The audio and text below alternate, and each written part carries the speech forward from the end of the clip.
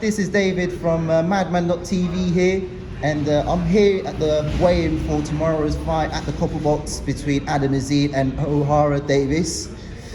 Very delighted to be joined on the channel for the very first time. You know, you probably heard her voice, but probably seen her on socials, but you know, it's not often that she gives interviews herself, so we really appreciate your time. It's the one and only Georgia Cook. How are you? I'm good, thank you. How are you? I'm doing fabulous, thank you. And just to sort of get straight into the point, really, because before we talk a bit more about what you do for boxing now, and because she's a reporter, by the way, tell us a bit more about, you know, your thoughts on the upcoming fight, you know, what you're looking forward to on tomorrow's fight card.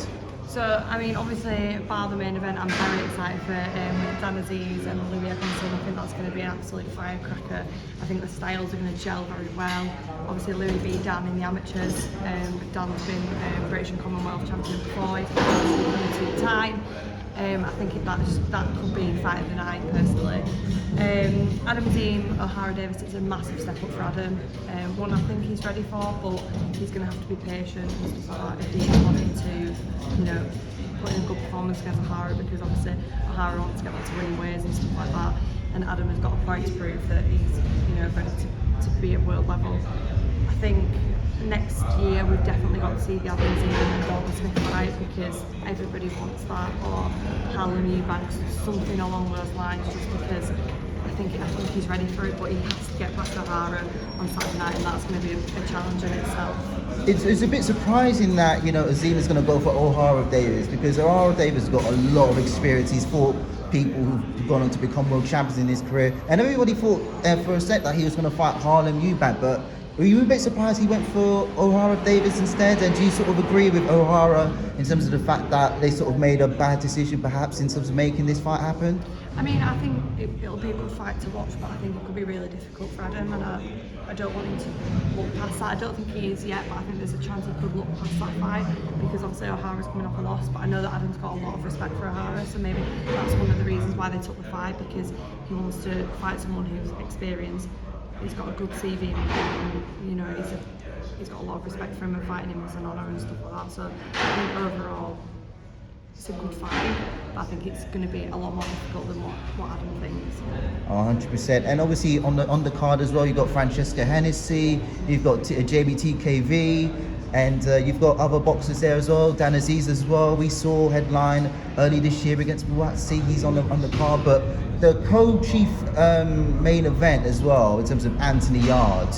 First time he's on Sky Sports, you know, like, what do you think is going to happen tomorrow at his fight? Because I'm personally excited for it. Personally, it's not often that we get to see, you know, Anthony Yarde. Well, it's my first time watching him live anyway, yeah, in person. But like, he's been obviously on BT, now on TNT Sport. What do you expect from him tomorrow? Do you think he's gonna, you know, make a statement for himself? Yeah. And do you think that he's gonna perhaps push for the Buatsi fight in the future? Yeah, I definitely think that. I think he's going to put in a good performance tomorrow. The guy's fighting is 17-1, so you know, he's not a walkover. He's not an easy opponent. But just looking at Anthony today, he's in very, very good shape. He looks ready to go. He's serious, his game, and he's ready to be back in the ring. It's been about 8 months since he's not fought.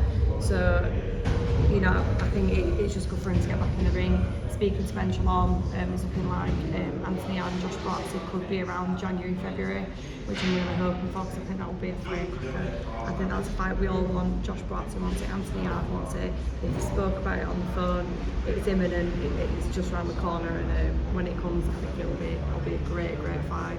And obviously, should Anthony Yarde get past his opponent tomorrow, you know, I wouldn't be surprised if they announce it there and then in the ring. Yeah. Do you perhaps think that with Anthony Yarde back in the mix, that it sort of spices up the light heavyweight division, because it's sort of been sort of quiet a little bit since the Aziz and Buatsi fight back in February. Yeah. And then obviously we had the Turby and Bival, which was unbelievable, the best technical fight I've ever seen, highest level game of chess. It was unbelievable to watch, and I really, really hope there's a rematch with that. But I mean, you've got your Ben Whittaker, obviously, got the draw against Liam Cameron, was a little bit controversial. But yeah, like you say, it has been quite quiet for a while, and now it seems to be getting a little bit spicy. But I love the light heavyweight division. I think he's got so much potential, and when you've got people like Yarde, Bival, Perar, even Dan Aziz and Louis Anderson, they're so good to watch because you can just expect the unexpected all the time. 100%. And obviously, speaking on the Turby Bival fight, everybody's saying that Bival won. I do actually think Bival won. I had it 7-5. I did think Bival won. And I was watching other streams, and they all thought that they won, but then my colleague thought Turby have won 7-5. But the scorecards 8-4, 116 to 112. That, for me, that was disgraceful, and he should never be allowed to judge again. I just don't understand how you could give Bival 4 rounds from that fight. It baffled me. But you could see how it could have been either way. So when they said that the Turby have won, I could see it, but I, from a personal perspective, it depends what you look for. People look for different things, but I thought that Bival did land the cleaner shots, and that I think he won that fight, or at least could have got a draw.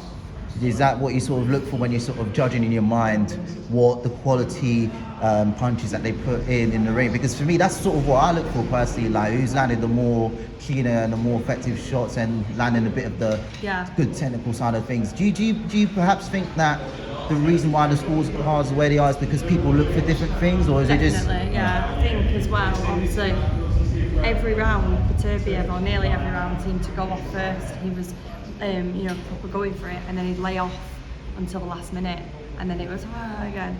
But it was like Bival was actually landing the cleaner shots in between those, but because it looked like he was piling the pressure on Turby and really going for it, the judges would have thought, oh well, it looks like he's landing more punches, but from maybe it's different angles that people see it at, but I cannot see where 116, 112 came from. I get the 2 rounds in it, I understand that, but not 116, 112. And obviously, with that being done and sorted, but just quickly about, Riyadh season and everything else, because you was there for Riyadh season, Wembley, almost a month ago now. Good grief. Like, a month's just flown by very quickly. I remember just watching it at the Bronx boxing gym down in Camberwell, not far from where I live, with Marley Swindles and everything else like that. And we was looking at the fight, and people were just like, "Oh my days!" Dubois was sort of like, he looks confident in that, but everybody was just almost like, "Hey man, you gotta relax a little bit." But from your point of view at Wembley, first of all, what did you think of the show?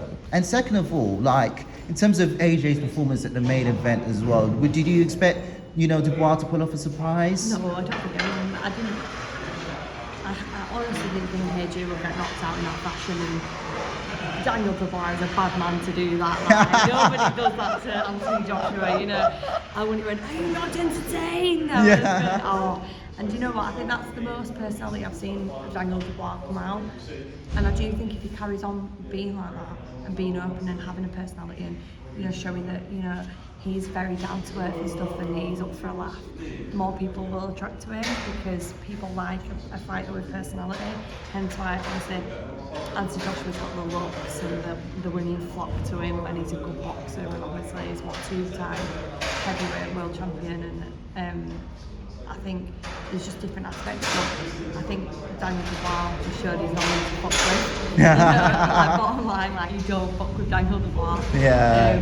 I would love to see him fight Usyk again, or even Fury, but for me, technically fighting Usyk could be the best. Obviously, there's talks of him rematching with Joshua as well. Is it something that people want to see? Because people are seeing the way AJ got dropped, I'd rather see Usyk Dubois than AJ Dubois again. People saying AJ could have a comeback fight against Wilder, and then we'd see that fight. I wouldn't say no to that. I've always wanted to see AJ Wilder, but obviously at the minute Wilder needs to get back to winning ways. But Joseph Parker wants to fight Daniel Dubois. I would love to see that as well. I think Joseph Parker deserves the opportunity to do that. His performance against Wilder and his performance against Zhang, why not? Like, he deserves that opportunity. You don't do what he did to Wilder and Zhang for nothing. And I feel like he's just been kind of pushed to the side, and he was supposed to be fighting on the 21st of December on the undercard. That's not happening anymore. Whack someone on it, you know, and just give him the chance to keep active and then take over, maybe like Dubois, February, March time, you know. I don't see why not. 100%. And do you think like heavyweights like Parker, just quickly before we talk about what you sort of do in the boxing media, like do you think that he's sort of being put aside a little bit? Not just Parker, but people like Zhang as well, and then obviously you got my fellow Congolese brother Martin Bakoli as well. He sort of landed a big victory over Gerald Anderson back in the summer. So do you think heavyweights like that are sort of being sidelined a little bit? I think you've got your main 4 heavyweights that people focus on: Usyk, Fury, AJ, and Dubois. Everyone else outside of that is pushed aside. Put Chisora in that, put Joe Joyce in that, you know. Like you were saying, Martin Bakoli deserves a big fight. I thought he would be getting another big fight before Christmas after that win. You know, why not Joseph Parker with Martin Bakoli? You know, there's no reason. They've both come off a big win. Let them fight. You know, I'm open to seeing anything, honestly. 100% indeed. But talking a bit more about you now, because you know, like obviously we sort of met back in February, and I just sort of had to like, I remember it like it was yesterday, and like obviously being at the press conference, first time at a post-match press conference like that, and I see this, you know, like you guys were there in the corner a bit like that, and like I was thinking, hold on, let me go and say hi and see what you guys are up to. So, you know, obviously everybody sort of knows you for your distinctive, you know, humour and your lovely Yorkshire accent. Like, I won't say lovely. Lovely. Like I was listening to some of your voice notes and those, and I'm thinking like, let me double check what you're actually saying, because it's almost like, am I hearing certain things? And am I clearing it? Because the Yorkshire accent, like I think it can be a bit hard. I mean, people have a bit of a, you know, thing about the Scouse accent, but I love the Scouse accent personally, and I understand it pretty well.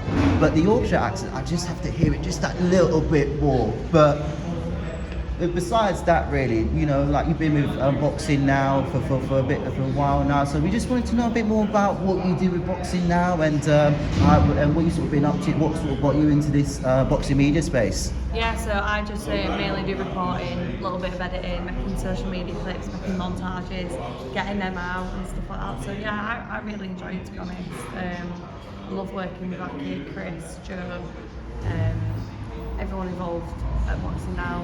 I get to go to amazing restaurants like the Riyadh season, unbelievable. We're here at Adam Azim versus Ohara Davies. You know, I'm so lucky to be able to do what I do, and yeah, I'm so grateful for it. 100%. And so, what got you into the boxing media field? Because I've seen you sort of done a bit of stuff on football as well. Listened to some of your commentary as well. Like we see like a perhaps, you know, someone that could be on Match of the Day. I wouldn't.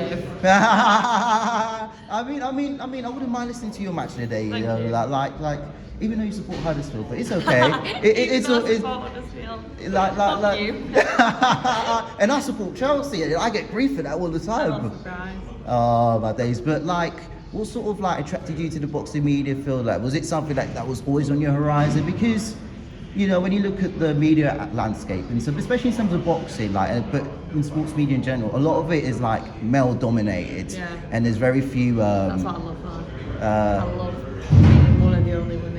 So I just think there needs to be more, and if I'm going to start, we will start, because at the end of the day, someone's got to be here, and the other female that's been there today, I don't give a shit, like, I don't care, like, I love it. I'll challenge any boy in there, I do not care, like, I am not just going to sit there and go,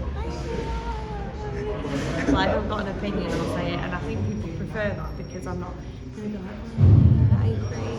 Like, if I've got an opinion, you'll hear it. Yeah. But like for myself, like I'm a minority myself in the media field. Like, you sort of say like you don't care in terms of like being the only female in the room.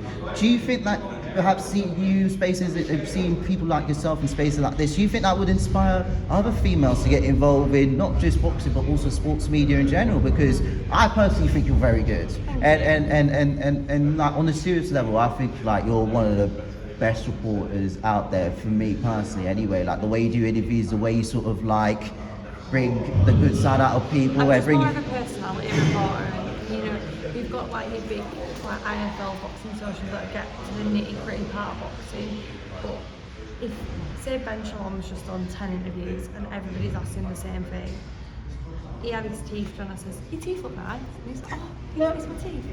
And it's the little things that go a long way because they know that I'm not just going to dig in about the boxing, you know, they look forward because it's not going to be the same or you know, talking about the same things. So, yeah.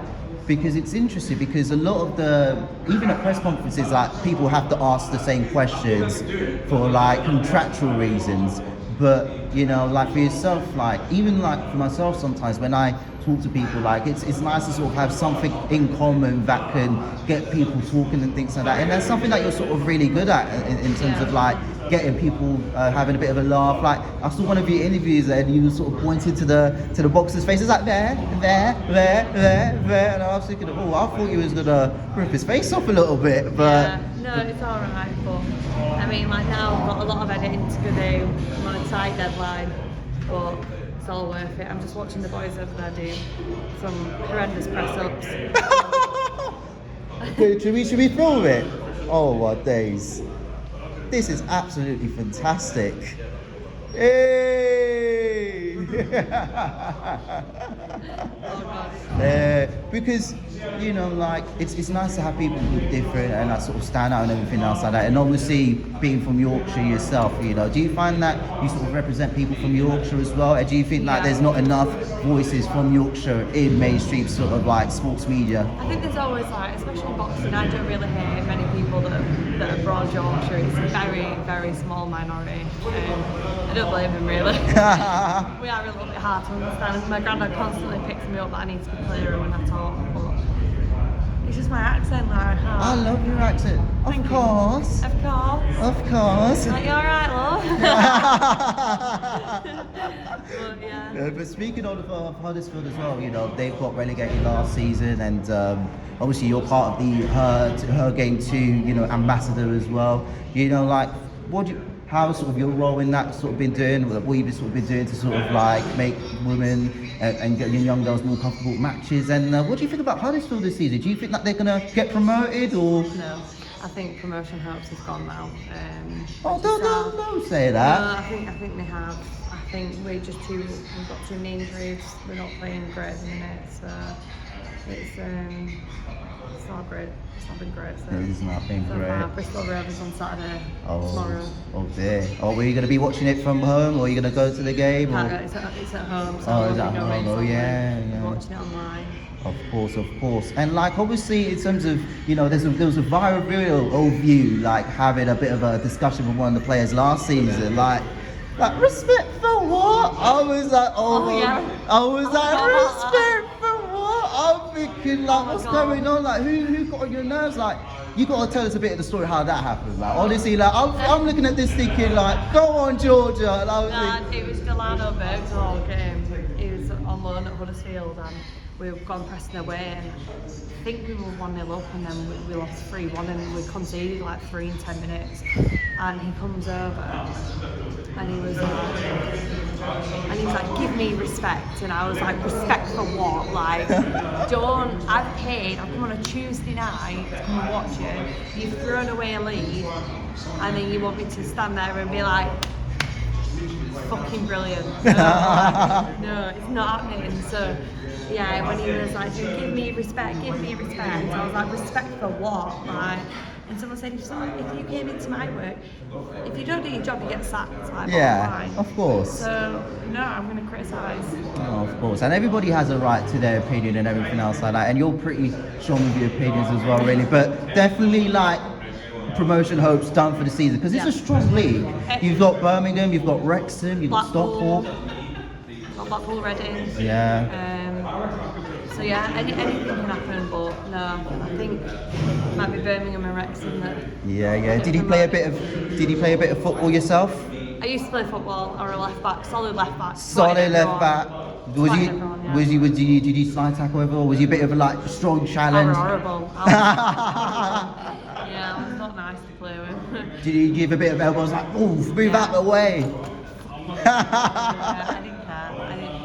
Oh my days. But lastly, like with, everything that you sort of done and achieved, like what do you sort of plan to achieve, not only for the rest of the year, but in these sort of years to come? Because you're still at the early stages of your career and like sort of been following up what you've sort of been doing it's absolutely remarkable. But I tell you what, like I think you would make a great podcast. I think you on a podcast would be brilliant. I'm sure you've got so many great stories to tell, but yeah, I mean I do, and I love being able to sit down with people and hear their life story. Like boxing's great, but the reason you got into boxing, the reason you are where you are is what will attract me to listen.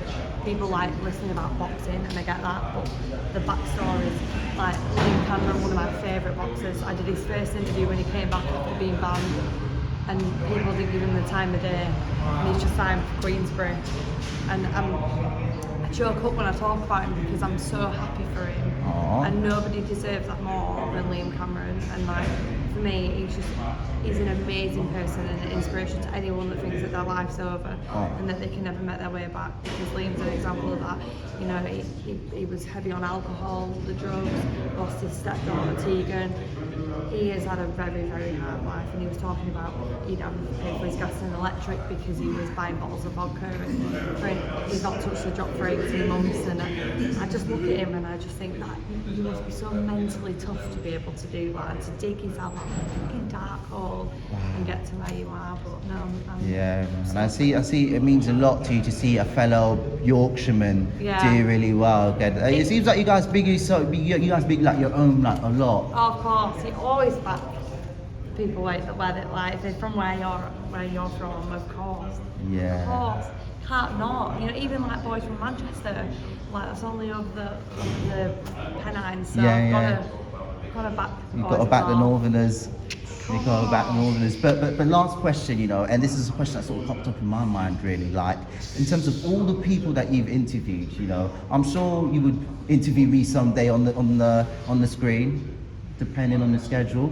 But who has been the best person that you've interviewed? Obviously you spoke about Liam Cameron, but who's been the best person like you've sort of interviewed? And if there's someone that you'd love to sort of interview, who would it be? Say me. No, I'm only kidding. God, that's such a hard question. Oh, you put me on the spot there. I always love interviewing Johnny Nelson. I think he's a very down-to-earth, very honest guy, very knowledgeable, but he's just so caring, and he's always got time. Like I said, Liam Cameron, amazing, proper nice guy.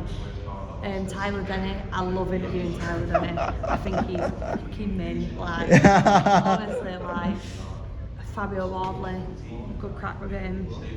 I see he's used some stuff with Fraser Clark as well. Fraser, nice guy as well. Fran Hennessy, my absolute doll. I love her. I think she's just, we're going to do a ring walk together, like, we're on the same vibe, like that, That would be sick. That would be. You wanna? What would your ring walk be? Like, what would the sort of I planned it all. Like, I'm going out to Dancing Queen as well. the dancing queen. Yeah. I see you like a bit of your ABBA as well. I love ABBA. I've got tattooed on me. Oh wow. It seems like you've got a lot more great stories to tell, really. But like, any advice do you want to give to anybody looking to break through in the field? Let's say you're talking to me, right? And let's just say, don't give a shit what people think. Like, respect people 100%, but believe in yourself and believe that you deserve to be here. Because I suffer with imposter syndrome all the time. I think I shouldn't be here. I don't deserve to be here. But then I'm thinking, oh, shut up. Like, yeah, I do. Like, I've worked hard to be here. The connections I've got now, I've worked hard. And it'll benefit in the long run. And how do you sort of deal with that? Because I sort of deal with that sometimes myself, and you think, are you good enough? Are people sort of, is your time going to come? But it will. Yeah. It will, and like you've just got to believe it, like believe it to make it. Like, I mean, that's the hardest thing, but it's definitely worth it. Of course. Any message you'd like to give to anybody watching you or sort of seen your stuff so far, and any message to all your supporters, fans out there? Supporters and fans. Thanks for not being horrible to me online. There's a couple of you that do, sorry. Thanks. It fuels me more. No, just keep listening, please. Don't put me off. And on that note, we really appreciate your time. Thank you so much, Georgia. And we've got to do a podcast someday. Like, definitely, we got to do a podcast. You got to think of a podcast name. Yeah. And then we go from there. I appreciate Georgia. Enjoy the rest of your day. You too.